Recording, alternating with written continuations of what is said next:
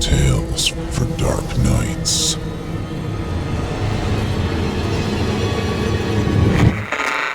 Want to make sure you never miss a Chilling Tales for Dark Nights video again? Be sure to subscribe and hit that bell to turn on notifications.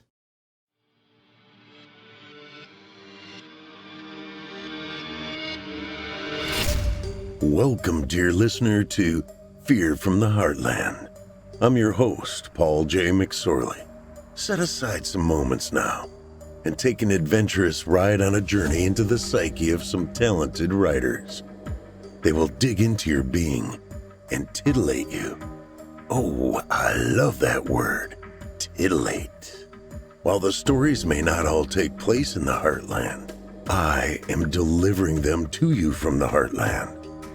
My intention is to strike fear and confusion into the mind, soul, and yes, the heart. This is Fear from the Heartland.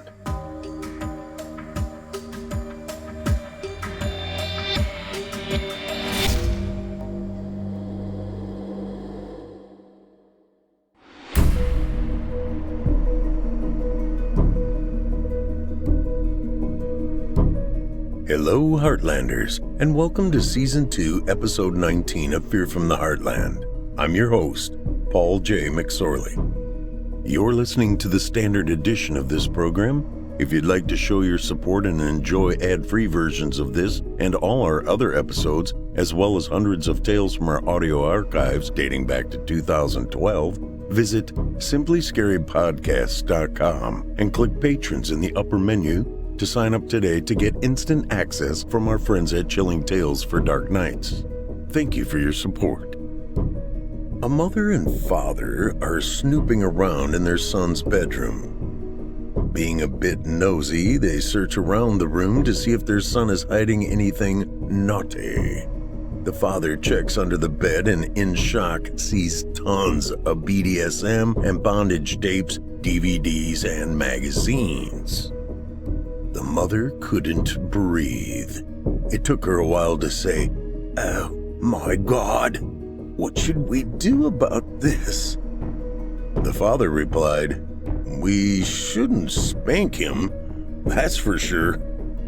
Segue? It's all about breathing tonight, and you may find yourself struggling to take a breath as this mother did. This story from Eli Pope will explain. Let's get after it. Some people thrive on the weird and unknown, the unexplainable, no matter what the risks are. Henning Lee Palin is one of those people. A professor, a bit of an out-of-place nerd, and a lover of investigating strange and freaky sites where things happen that shouldn't. Drawn to a silo in Kansas, Henning discovers two things. One, he just might be loved finally in his midlife.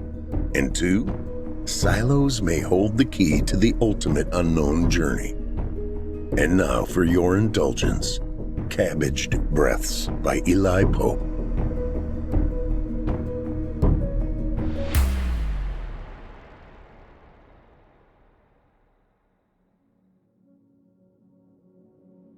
One. Professor Henning Lee Palin continued addressing his students. I've searched out and witnessed many oddities of this world. Everything from the Joplin spook light close to the Missouri-Oklahoma border to the Well of Souls located under the Dome of Rock shrine on the Temple Mount in Jerusalem. With my own eyes, I've witnessed the unexplained strange ball of light bouncing up and down an old backwoods road outside Joplin, Missouri. I have been deep inside the cave entrance to the Well of Souls and heard with my very ears what indeed sounded like the hollow screams of those unfortunate deceased beings trapped in burning eternity. Henning continued to speak to his class with fervor. I've followed every lead, striking my curiosity by which my means could afford. This future trip to the silo is only delayed by free time, not expense. This latest source of curiosity was made aware to me by a man who owns Farrington Farms, named Billy Farrington. Henning studied the eyes of each student as he continued speaking about this latest possible project. He was truthfully searching out any who he sensed might possibly share the same passion. That penchant, of course, the examination of unconventional irregularities of this earth. This course of study, of course, wasn't how his class was listed in the university's curriculum, but it was his intent to focus his attention with this class on such. Cassandra Hoff was indeed an enthusiast. She was also a sophomore majoring in earth science who found Professor Palin attractive in an odd way. The professor is a bit eccentric, but he's a young-at-heart soul. He's just trapped in a middle-aged man's weathered body. She offered her opinion to fellow student and friend Trevor Nichols, a junior, who also was majoring in earth science along with minoring in animal sciences. He certainly is the driver that doesn't fit the vehicle, if you catch my drift. Trevor laughed before he continued. To look at him, you'd expect to see him standing behind an aluminum four-legged walker. You know, with the bright yellow tennis ball stuck on the front two stems. Thunk, swoosh, thunk. Trevor eyed his good friend Cassandra in order to surmise her demeanor on the conversation. Seeing her lips weren't pursed yet, he continued rattling on. But certainly not teaching a class surrounded by hot young female students vying for his attention and volunteering to aid in investigating crazy haunted locations. He winked at Cassandra. 30 love, he hollered aloud as he winked again at Cassandra. Carl Thomas, a senior and student far less an enthusiastic fan of the professor's, added his 2 cents. Nah, he most certainly doesn't appear to be any kind of extreme explorer type, especially not traveling to locations hosting odd and mystic anomalies like the lost Ark of the Covenant. He chuckled. He is the odd anomaly. He added a smirk. You know, those sites that usually require an amount of endurance and physical effort, such as hiking for miles or climbing to high elevations in order to reach. Far more effort than climbing down from your teacher's lecture stool to walk out to your car and drive the 5 blocks to one's apartment, he laughed. Cassandra guffawed. Carl, you have no idea what you're talking about. Finding those sites and traveling to them is Henning's true love and passion, and he's good at it, even if he doesn't visibly wear an Indiana Jones look with his appearance. Or carry the leather bullwhip. Cassandra defended the professor like a student with a mad crush on her teacher. I took this class because of Professor Palin, not in spite of him. Carl retorted, I'll admit Henning is no ordinary professor. In my 3 years here so far at Humboldt State, he's never brought back any artifacts. In fact, it's kind of weird, but he seems to actually enjoy some of our somewhat cruel descriptions and banter some of us conjure up about him and give him shit for. The senior laughed again. Hell, that makes him abnormal as hell right there. Again, Cassandra jumped in. Quick assumptions made from viewing the cover of the book without reading the content makes the reader very ill-informed. She held her hands on her hips, ready to spar harder. Yes, he's no normal professor, I agree, but he doesn't want to be. He doesn't care what people like you think. Do you know why I love his classes? Cassandra looked at Carl quizzically. Because he's willing to share his love for the strange and macabre locations that host the abnormal. Places on this earth that appear to be tied to possible misalignments of parallel worlds. Cassandra took a deep breath. Have you ever heard him talk about some of the haunts he's been to? Places that appear to share tears or small rips in the universe's fabric which allow more than one world to intersect in the same space at the same time? Trevor grinned his devilish smile, as if he had heard Cassandra's rant about the professor more times than he cared to count. But the argument appeared from his facial expression to fascinate him, so he chimed back in. The distinct possibility for such places to exist are what interests me in Professor Henning's class too. I'll admit, Carl, he's odd. I think even Cassandra will admit that. Trevor eyed her for agreement. She nodded in affirmation. But the dude has so much more cool than his physical appearance could even begin to let on. Surely after 3 long years here, even you could see that by now. Carl quickly answered, Yeah, I get it. But still, a lot of the school's classmen believe he's nothing more than a crazy old goot that smokes too much weed from the mountain. There's just a few of your fellow nerdy science geeks like you who worship him like he's genius, Carl snickered. Trevor snapped back before Cassandra had a chance. I see it. He's an odd dude with freaky habits, but he owns a magnificent intellect just the same. Then again, aren't most prodigies seen as crazies or oddballs? Look at Einstein and his appearance, for instance. Hell, for that matter, even an English major such as yourself can surely see Mark Twain was a freaky man, but a literary master. Trevor paused before looking at Cassandra and finishing with 40 love, game, match, and set. That Cheshire grin worn proudly across his face as he raised his hand to high-five Cassandra. Cassandra answered her friend's raised palm and then turned her back to walk towards the science lab before she let yet another asshole, judgmental, know-nothing English major like Carl get too far under her skin. Again. What a piece of work that prick is. He wouldn't last an hour staying alive on one of Henning's trips. She laughed to herself. She couldn't resist. She turned and finished with, Professor Palin has one thing you and your snobby-ass friends are lacking. A healthy and active brain open to new thoughts. With that, she turned and walked away. When Cassandra reached Henning's classroom office, she cooled down from her argument with Carl. She sat in one of the professor's guest chairs and began chatting with him. She mostly listened as he talked about the silo. It's about all she had heard from his lips ever since the owner, Billy Farrington, had called him about it. According to Billy, this old silo, which stands out of place on the edge of one of his larger wheat fields, has recently been surrounded by dead animals lying oddly stacked around its base. Henning's eyes grew with excitement. Not necessarily a thing that would cause alarm with the authorities or, of course, much less of an interest to any of the professors from Wichita State. Henning laughed.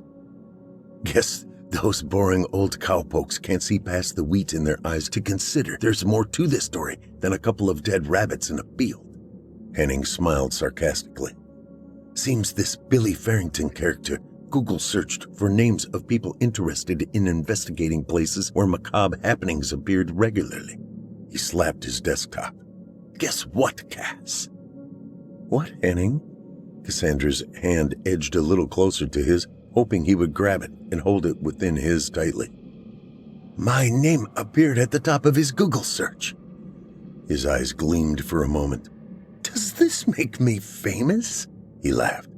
Guess being tenured at Humboldt State University out here in northwestern California puts one ahead of a worn-out cowboy at Wichita State. He cackled.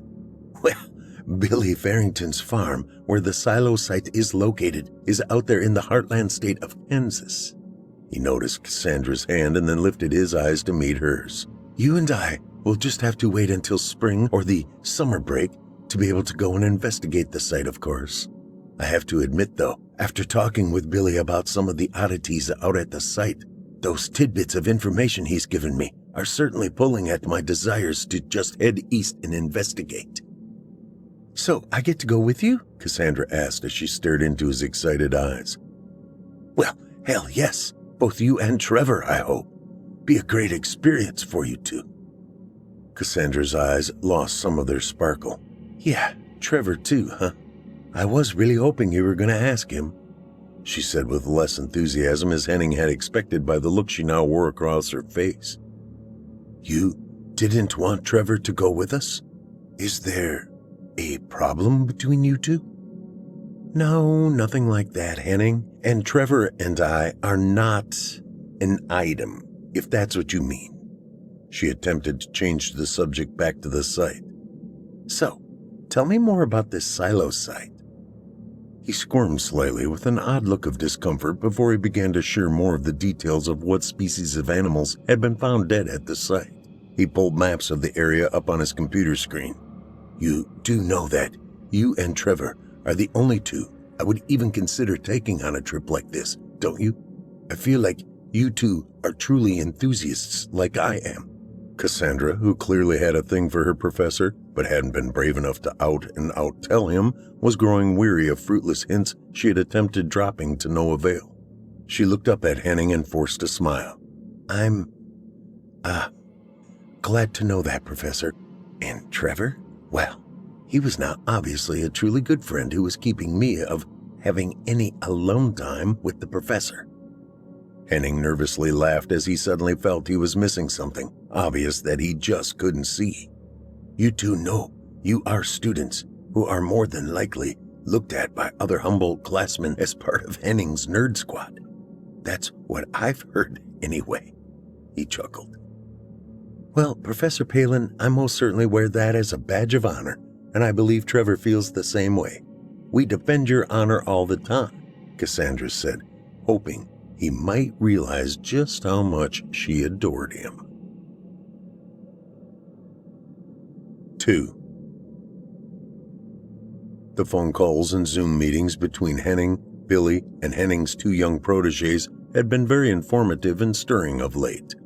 To say it had led to further late-night discussions long after Billy had hung up or disconnected would be an understatement.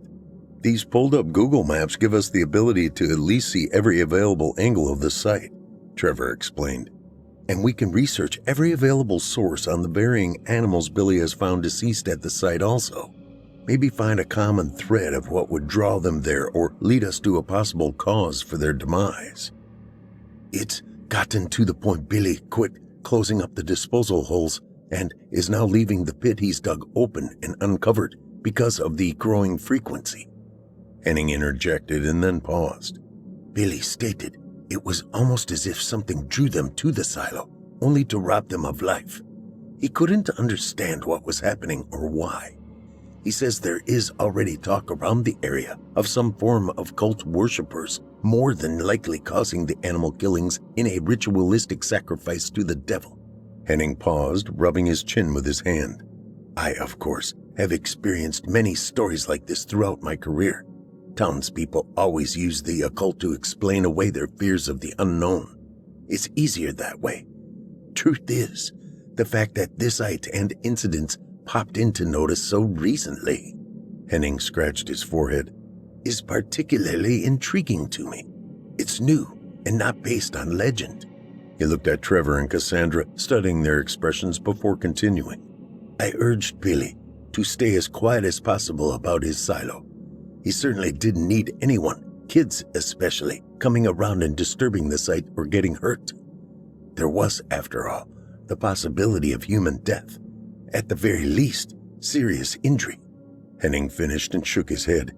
He was growing more worried about the silo site in Kansas. He didn't want to worry or scare his protégés, but serious concern was growing more dire in his mind with each contact he had with Billy.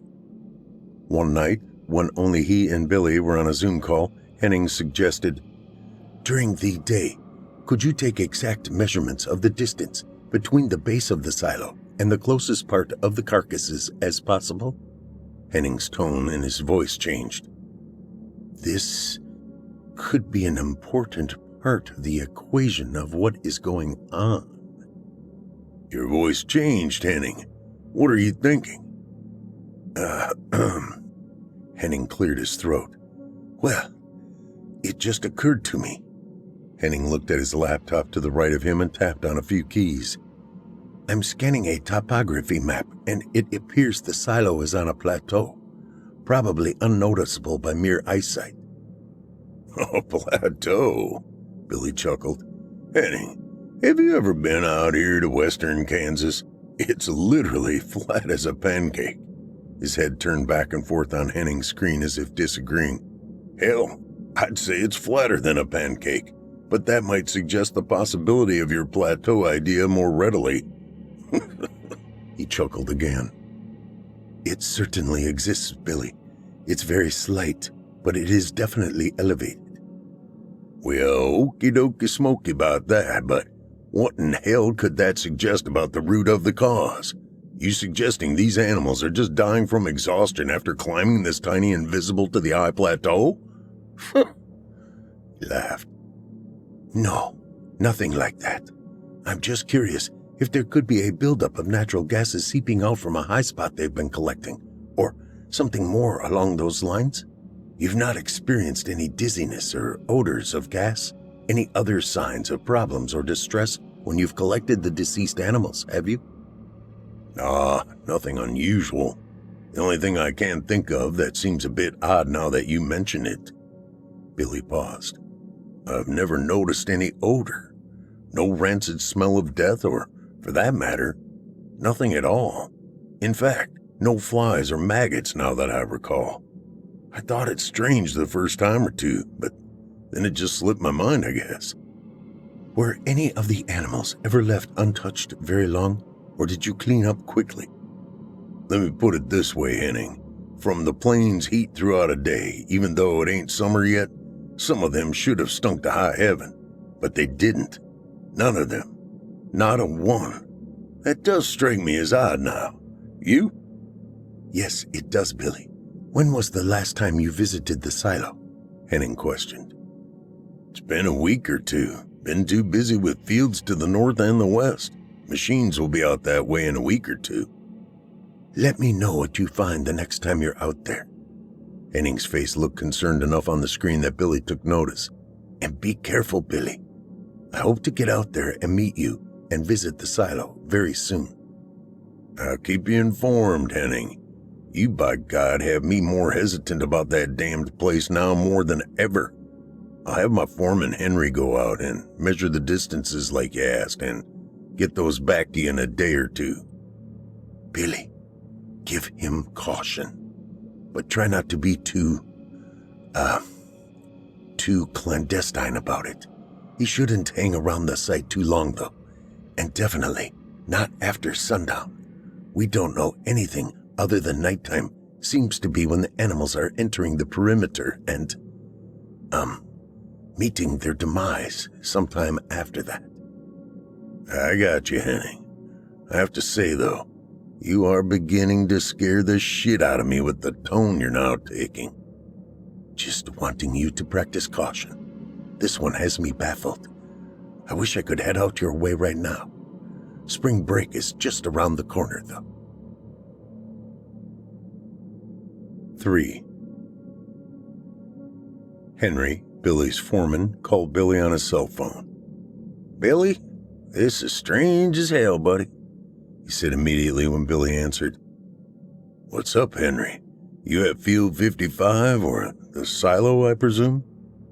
Yes, sir, been here about 20 minutes. He paused for an uncomfortable moment to Billy. Just what the fuck has been going on out here, Billy? I mean, there's exactly 15 animal carcasses out here. 5 deer, 5 groundhogs, and 5 foxes. All dead. It gets even stranger, Billy. They seem to be grouped together in 3 separate, I don't know, like categories or something. Kind of like they do at the buffet in town. Steak together, chicken together, and ham together. 15 animals? 3 different species, but grouped together? What the? Billy questioned.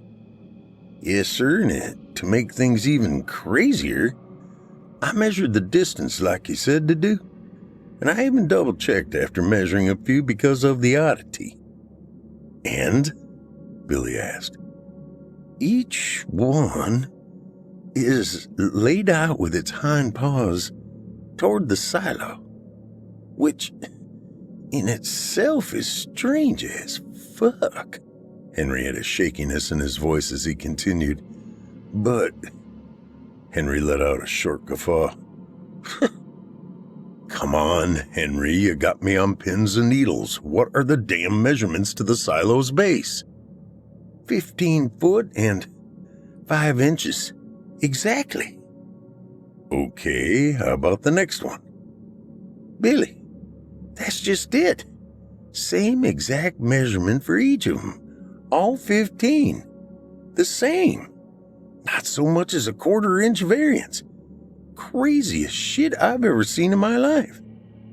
There was silence on the phone between them. Nothing but breathing sounds. And guess what? Ain't no smell of death. No flies buzzing around. And there appears to be no open wounds or maggots. Nothing. Just 15 dead animals laid out around his damn silo in exact measurements, like a fancy party buffet table.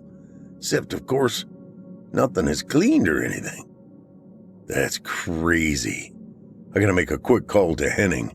Henry. Yeah, Billy? Get the hell out of there, now, and call me when you get back home. Nothing said to nobody until we talk again, got it? Not any of the men or even your wife. Yes, sir, Billy. You ain't gotta tell me twice. This place is creepy as hell. I swear I can hear something like breathing or something coming through the damned openings in that silo. Are you in your truck yet? I'm getting ready to open the door now. Climb in and get out now. Don't stop for anything. Henning's cell phone buzzed in his pocket. He reached in to see who was calling him in the middle of his class.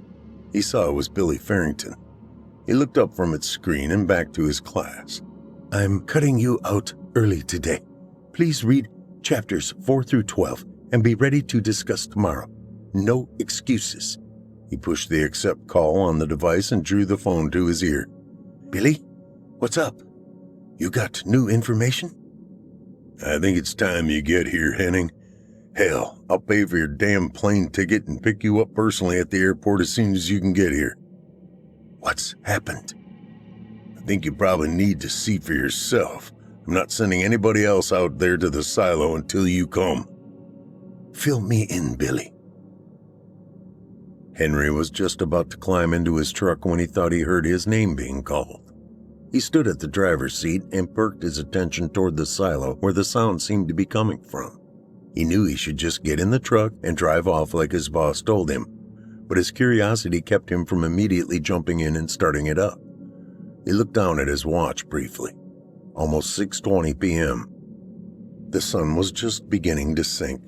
A movement off to the left in his peripheral vision caught his attention. He quickly turned to see a large male buck slowly meandering towards him and the silo.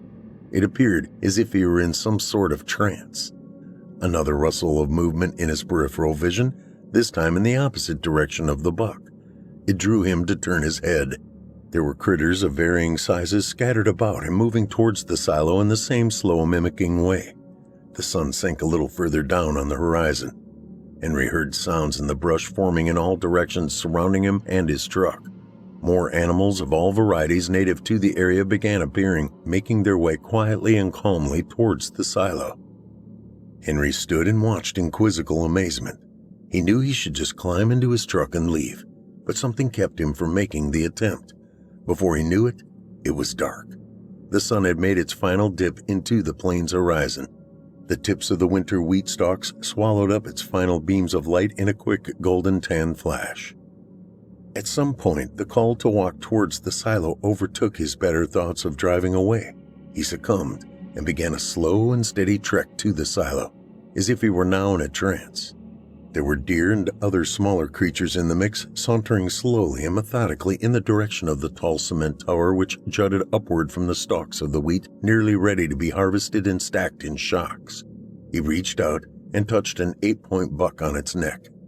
It never flinched or turned. It kept its nose forward and towards the ground, never changing its stride. As the silhouette of Henry's body could barely be made out in the darkening evening, the cab of his truck lit up from the screen of his cell phone resting on the seat. It silently hummed in a rhythmic cadence announcing an incoming call. The name flashing on and off across the screen spelled out, "Billy Farrington is calling." It was a call that would be unanswered, more than likely causing distress and frustration in the caller's psyche.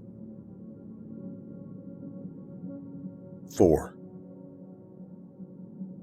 Henry now stood facing the large structure before him. Lined up beside him were a myriad of other living creatures staring blankly ahead as the sounds of their breaths being inhaled from their lungs began. Billy's entranced foreman never let out a sound except for the air whistling inside his mouth from the air slowly escaping by no effort of his own. The white orbs of his eyeballs began to grow as the panic set in, when his mind quickly realized he held no ability for his body to replace the breath being stolen or cabbaged away. Unable to force so much as a gasp, the vacuum too great to overcome its turbulence, Henry's eyes bulged yet more. One by one, the other creatures began to calmly lie down, as if making their bed for the night. Each of the creature's legs and paws stirring in the wheat until pointing toward the base of the silo, each adjusting their limbs as if placing them into an exact position. Henry, still somewhat cognizant of his surroundings, witnessed this action but made no sign of understanding what was happening. He reached into his jeans for muscle memory, realizing he should call someone. His phone was not there, and he pulled his hands from his pockets and slowly knelt to the ground.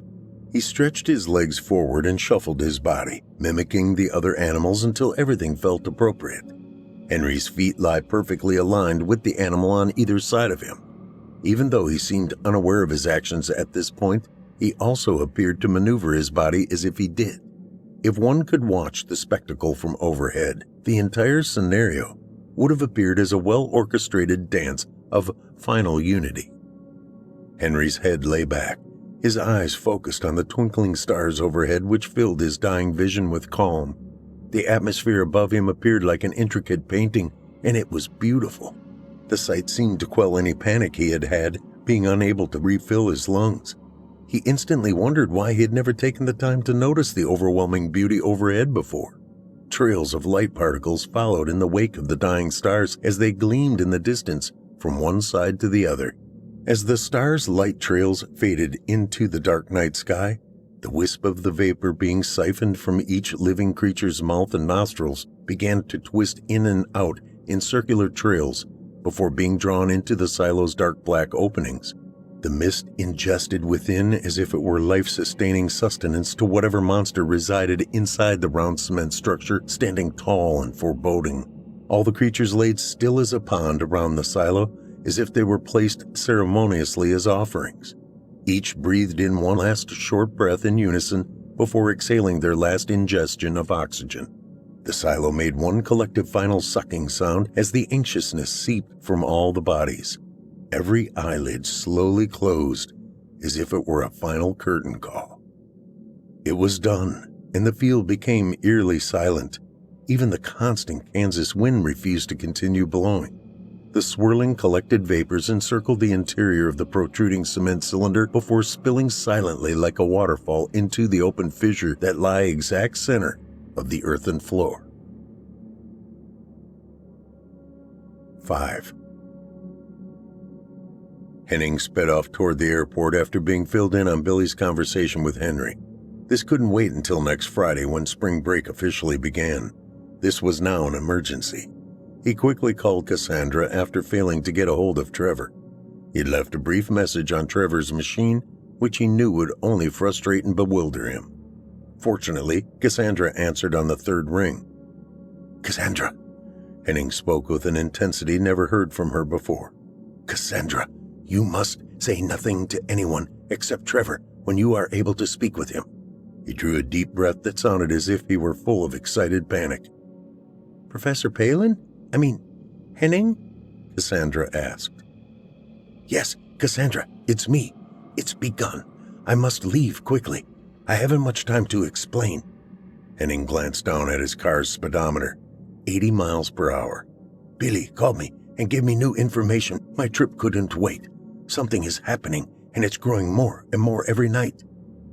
I don't understand, Professor. Henning, what's happening? What did Mr. Farrington tell you? I thought that I was going to come with you." "I'll try to quickly explain, but I haven't much time. I must catch the 9 p.m. flight into Wichita. I'm on the highway heading to Humboldt County Airport now." "Have you talked to Trevor?" "No answer. I couldn't get him. I wanted you both to come with me, but there isn't time." "I don't understand, Henning. I thought it was just an occasional incident." "It's grown to be more, Cass. The numbers of animal deaths have grown, and the circumstances they were found in, were more than peculiar. The measurements are identical from the silo base to the remains. 15 feet and 5 inches. Exact." Henning's voice broke momentarily. "Shit! I almost hit them. Henning? Hit what? Cassandra asked in a shocked tone. I'm sorry. I'm driving way faster than I should, especially while I'm talking on this damned phone. I almost hit a car coming over into my lane. Slow down, Henning. You're not going to do anyone any good if you crash. I know, Cass. I'm frazzled. I can't miss this flight. I think something horrible may be beginning. I just have a feeling down in my gut. Will you be okay? I can try to get there if you like. I don't live that far from the airport. I don't want you to be in danger, Cass. I got this first go. I'll need you and Trevor after I see what exactly is happening there. Billy will be there. I'll be okay. I'll call you when I get there. I just wanted to keep you informed. You're really worrying me. Your voice is scaring me, Henning. I'm sorry, Cassandra. I don't mean to. I'll be okay, and I'll call you directly, all right? Well, okay, but don't do anything foolish. Promise me, Henning? I promise, Cass. Is this just out of concern for an old professor? Or don't make me say something that will embarrass me, Professor. Oh, so now it's Professor, huh? Henning smiled to himself. It's working, Henning. You already sound calmer. Cassandra giggled. And besides, I think you already know what I think of you. I'm just saying, I want you to come back safe. And I want to go next time. Soon.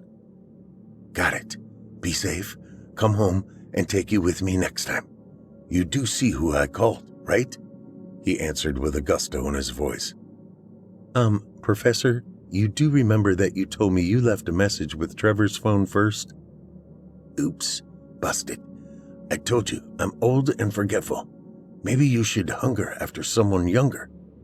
Wait, forget I said that. Henning was feeling calmer. Cassandra had succeeded. I'm pulling into the airport.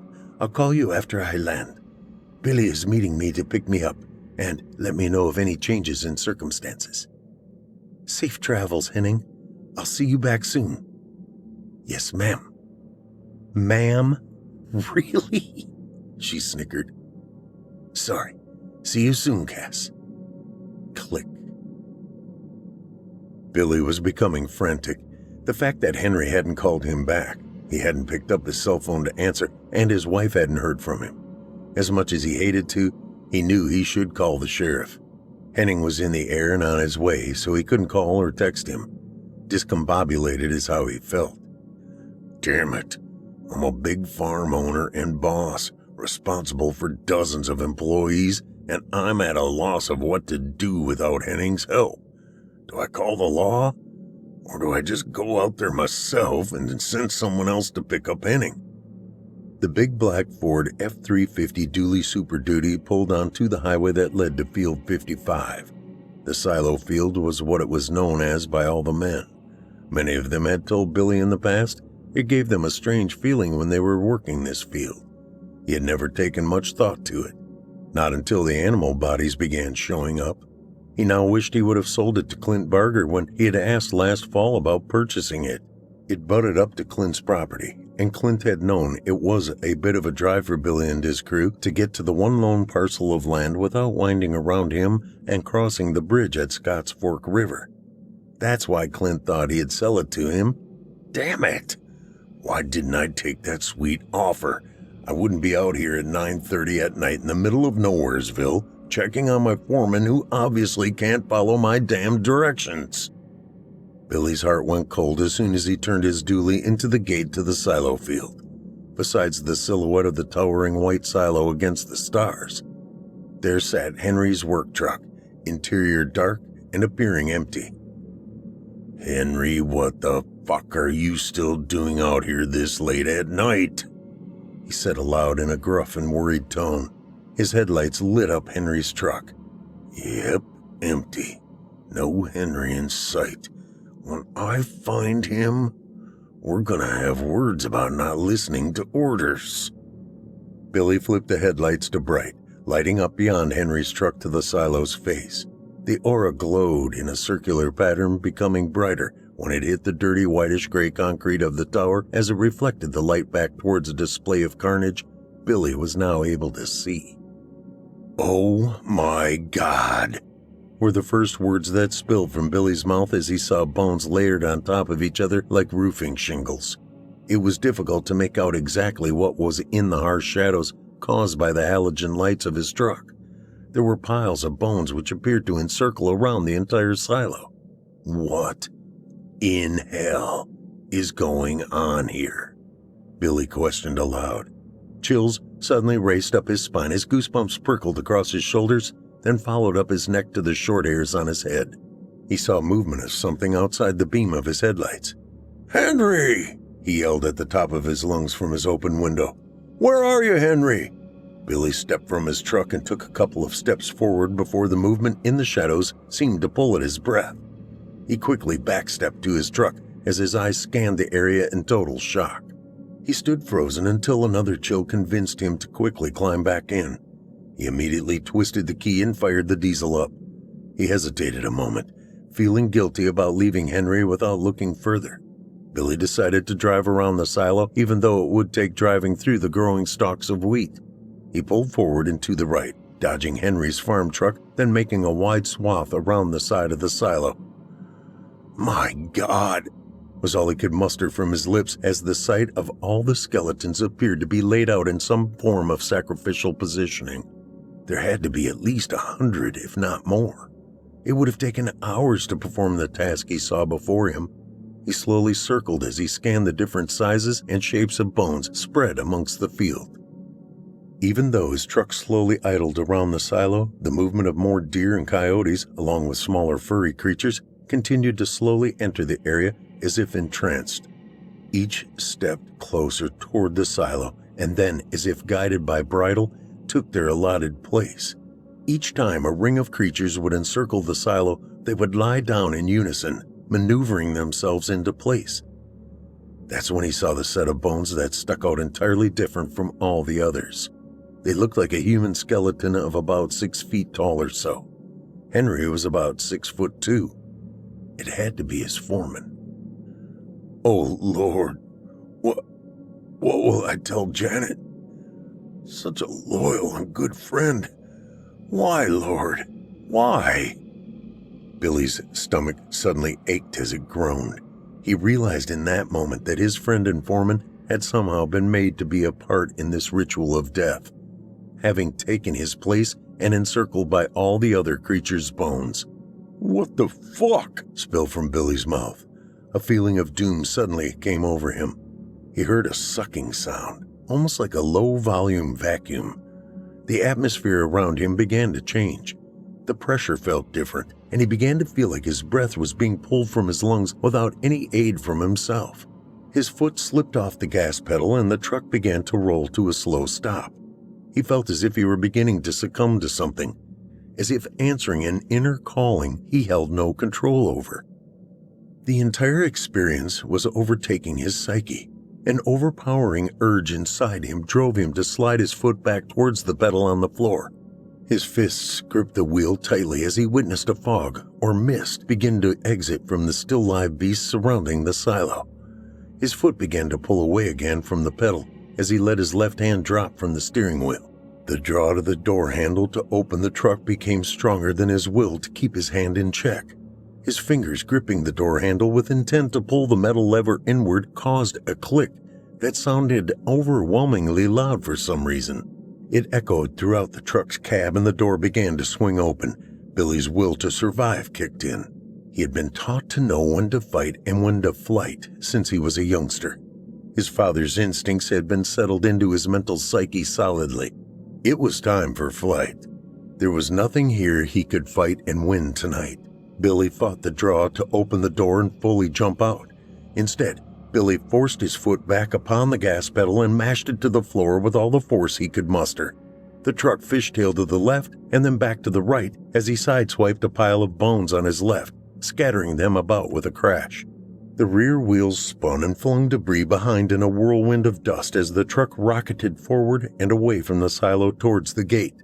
The highway was just past the gated entrance, and the truck's wheels squealed as he pulled the steering wheel hard to the right after bouncing over the metal tubing cattle guards and swerving wildly onto the pavement. He pushed the pedal harder again to the floor as the Ford F-350's turbo kicked in and sped the vehicle quickly up to over 80 miles per hour, leaving the silo nothing more than a foreboding shadow in the distance. It seems Billy's inherent intuition instilled by his father had saved him from an odd exit from life. He didn't understand what was going on, but he knew he had to meet with Henning to figure out just what the hell to do about it. Billy felt thankful, but also spent the ride home reflecting on his good friend Henry and struggling with how he would explain tonight to Henry's wife Janet. The knot in Billy's stomach grew tighter and more painful as the truck continued flying down the old farm road fast and distant from field number 55, the silo field. 6. Henning was waiting in Billy's living room with the farmhand who had met him at the airport and driven him back to Billy's from the Wichita airport. Bright headlights shone brightly through the front windows as the halogen beams roared closer to where he sat. The loud rumble of the diesel truck came to a sliding stop, and the driver's side door quickly flew open mere feet on the other side of the home's exterior wall. Henning saw a big burly man hurriedly step out from the vehicle and rush towards the front door he had been ushered through earlier. Henning continued to watch the man as he held his cell phone tightly against his ear. Cassandra's voice held hints of dread in the words heard. "Yeah, Cass, this looks like Billy who just hopped out of the truck and is heading this way. Yes, I'll call you when I hear something to share." "Yeah, of course. And I will. If I'd had any idea of how you felt, of course I would have acted sooner. I wish you could be here also." "Okay. Did Trevor talk to you yet?" "I know. I bet. Talk to you soon. And yes, I'll play it safe. Promise." As Henning pushed end on his phone call, Billy rounded the corner, appearing very flushed and upset. "Billy, what happened to you? I was expecting to see you at the airport." "Henning, I've just experienced the night from hell. My foreman is gone. He is the man I sent to get the measurements and check out the silo field." Billy's mood quickly became subdued. "Henry, my foreman, he's gone." "Gone? Explain, please." "He's dead. There was nothing left but bones. It's unbelievable. I can't explain what the hell is going on. He was supposed to be headed home a couple of hours ago or so." Billy began to shake. His fingers first quivered, and then it seemed to overtake his entire body from there. "I have to talk to Janet, his wife. This news is going to devastate her." "Billy, what happened tonight?" "It started when I didn't hear back from Henry. After demanding he leave the silo immediately and come back, he was giving details of some weird shit going on. I said leave now, and call me when you get home. Apparently he didn't leave. He never called me." For 30 minutes, Henning listened in confused horror as Billy tried to wrap his horrible story up of what this day and evening had brought to both him and Henry. "Henning, I don't know what the hell really happened out there. How do I explain this to Henry's wife, Janet? My God, they've got 2 children. I've got to get out there and see for myself, Billy." "Absolutely not. We've got to let the authorities know about this. Now, before someone else gets hurt or another innocent person stumbles onto this evil place and suffers the same as Henry." "Billy, I agree. The authorities need to be called. It's..." Henning looked down to the watch on his arm. "It's almost midnight now. I can't believe anybody is going to stumble onto the site at this hour. Give me an hour or two to get out there and check things out before you call anyone." "That's not a good idea. You shouldn't go out there alone, but I don't feel comfortable sending anybody with you. And while I feel bad saying it..." Billy cleared his throat. "I'm never going out there again. Ever." "I understand, and I don't blame you. Just give me a couple of hours to scope things out, please. I've traveled all this way and left my job hanging in the wind to get here. I understand, Henning, but I don't like it. Billy paused in contemplation. I'll give you an hour and a half, not a minute longer. Billy pulled up his Google Map app on his phone and pinned the site. I'll send you this so you'll know how to get out there. I'm serious, though. Don't get too close. I felt a pull inside like metal towards a strong magnet. There's a powerful evil inside that damned silo. I almost succumbed. I understand. Do you have a good flashlight? Out my truck on the seat next to the Browning 45. You can just take my truck. He handed the keys to Henning. Just as Henning clutched the key ring, his phone dinged, and the screen lit up simultaneously, showing he received the pin site from Billy. Okay, Billy, I'm off. Wish me luck. I'm serious, Henning. Be safe and don't do anything stupid. Don't get an inch closer to that damn silo than 20 feet. An hour and a half and then the whole damn sky lights up in red and blue. Godspeed, my friend. Billy pulled Henning into his arm and gave him a brief hug. 7. The big black Ford F-350 pulled up to the gate slowly like a thief appears at the back of the scene of the crime he had just committed. The sky was deep black and brightened only by the twinkles of a billion stars scattered across the heavens above. On any other night, it could have possibly drawn his attention to its beauty, but not tonight. Tonight, Henning stared carefully out towards the silo some 40 or 50 feet from his idling truck. He pulled forward and turned slightly to the left, pointing the headlights directly toward center mass so they shined brightly on the structure rising above the silhouette of blowing wheat grains. He noticed the thin blackened slots up the grayish cement face, appearing like open windows. As he slowly opened the truck's door to step out, he pointed his flashlight to the base, looking for the bone piles Billy had described. He left the handgun still sitting on the leather seat. Guns made him uncomfortable. Closing the door, Henning began to move forward, shining his light back and forth, scanning the ground before him. He kept moving forward, scrutinizing the area, looking for the animal skeletons and Henry's remains. The closer he got, the more confused he was that there didn't seem to be any signs of what Billy had described the site to appear. He saw no movement, no animal carcasses or skeletal remains, and no evidence that Henry had been here. He had been expecting to see a vacant truck by the gate as Billy had stated he had seen.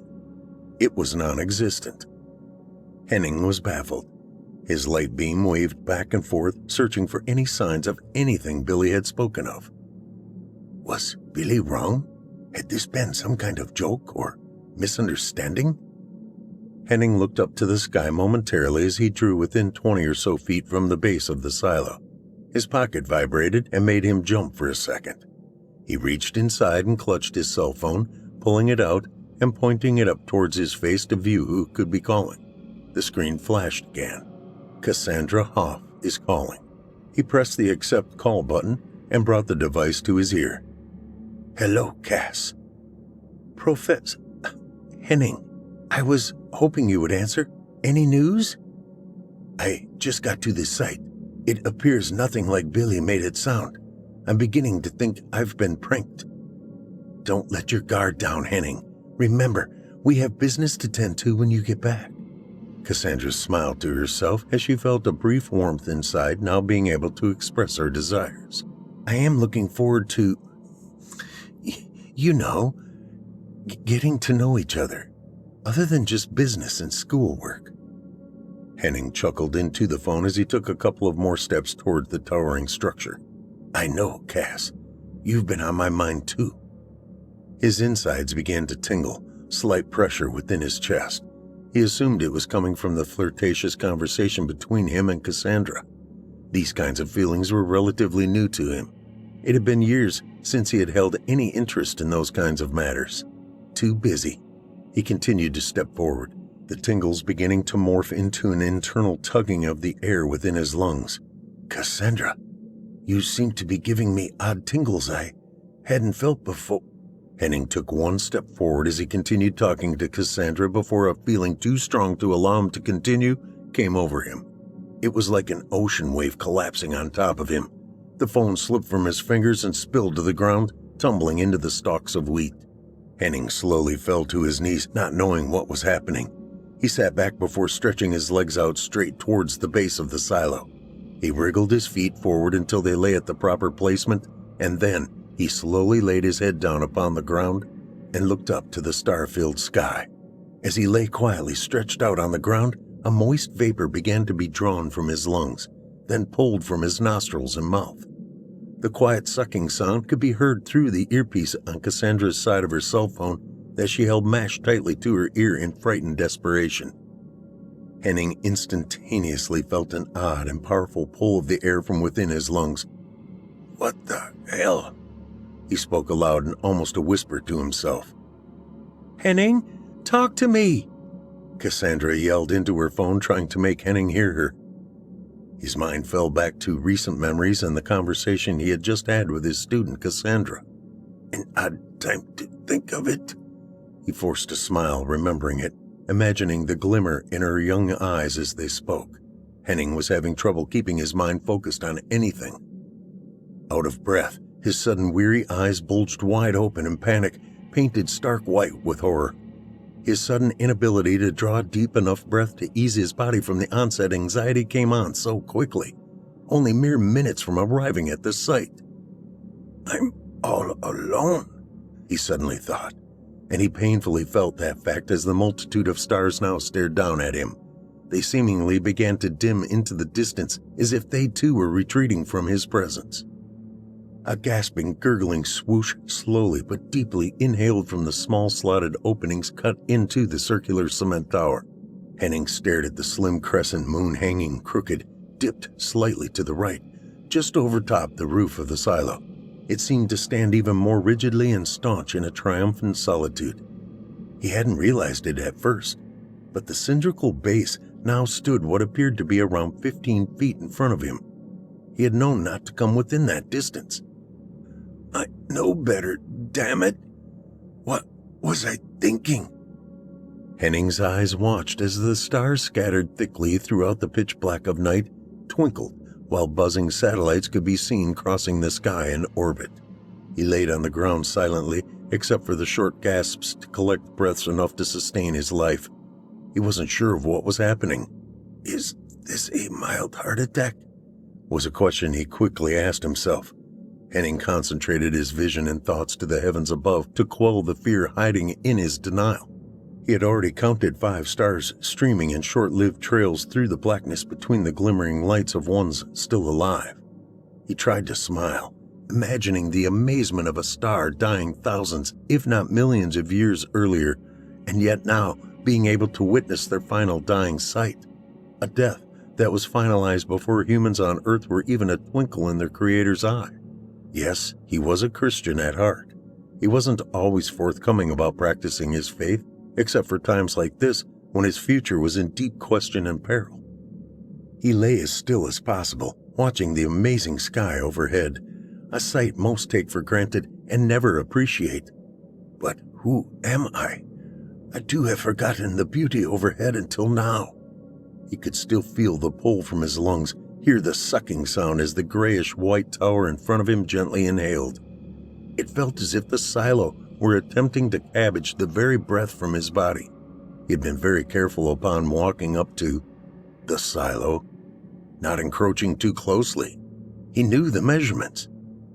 Had I miscalculated in my excitement? He quietly asked himself. The thin vapor again swirled in smooth turns to the right and left as it wove between the stalks of wheat being drawn towards the dark openings in the gray cement silo's face. Just as it reached the top, the mist shifted downward and spiraled quickly into the small fissure that parted the center of the interior into a dark crack. Life ended quietly and quickly for Henning, his skin slowly melting away and dissolving, leaving only the marrow of his bones laid out as the offering to the monster within the gray concrete depository which had summoned him here. Moments later, the beast dispatched its oddly shaped sycophantic minions to collect the offertory laid out before it. As the last remnant of Henning's remains were wiped clean from existence, the flash of red and blue lights lit the black skies in the distance, racing closer to Field 55 of the Farrington Farm properties. The field sat empty, other than a black vacant Ford F-350 pickup truck. Once the parade of police and medical response vehicles fanned out in a somewhat assembled fashion, a large group of uniformed law enforcement stood ready for the command to search and investigate. One female officer standing closest to the silo noticed the small lit screen of a cell phone just under the cover of weeds and stalks of wheat. She picked it up with her gloved hand and held it close to her ear to listen. 2,000 miles away, Cassandra now stood outside on her deck in panic-filled tears, her cell phone pressed tightly against her face as she stared into the dark sky above, begging in an almost unintelligible plea, "Henning, please, answer me," she sobbed. "Henning, goddammit, I love you. Please answer me. I love you." A beautiful falling star caught Cassandra's eye, pulling her attention away from her troubles for just an instant. Answering back in a voice which sounded out of breath and quiet with duress. "Hello? Who am I speaking to?" "Get back, quickly! Run from that damn silo as fast as you can!" The end.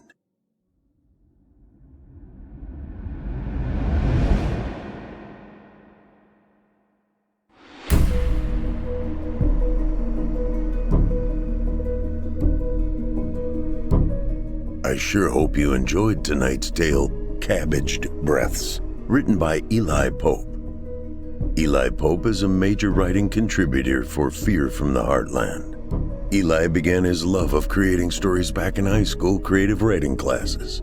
The passion lay dormant for decades, while life took him different directions.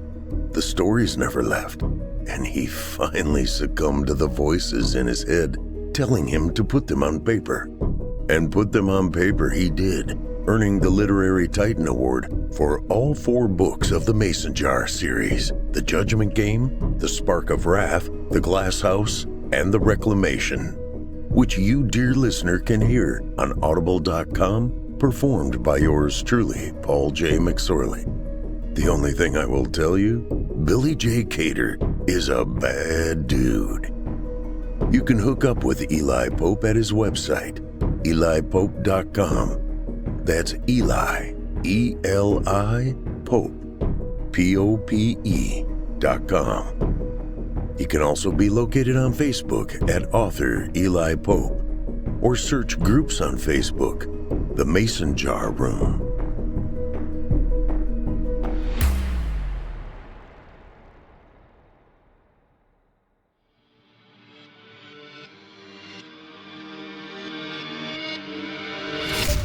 If you enjoyed tonight's story, hosted by yours truly, Paul J. McSorley, you can search my name on Chilling Tales for Dark Nights on YouTube for additional previous stories. If you'd like to hear more lengthy tales, be sure to take a look at my audiobooks.